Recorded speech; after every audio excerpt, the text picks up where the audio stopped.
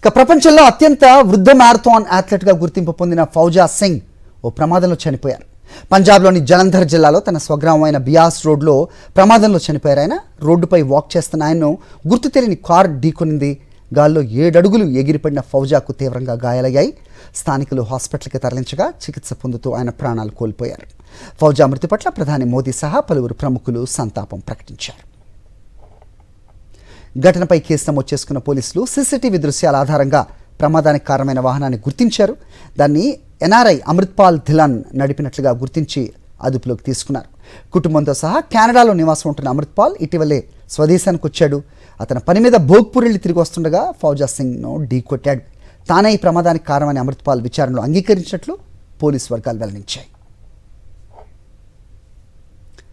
శతాధిక వయసులో చురుగ్గా మ్యారథాన్లో పాల్గొంటూ ఫౌజా అత్యంత ప్రజాదరణ పొందారు. టర్బన్ టోర్నడోగా గుర్తింపు పొందిన ఫౌజా సింగ్ మృతి చెందటం ఆయన అభిమానులను కలవరానికి గురిచేసింది.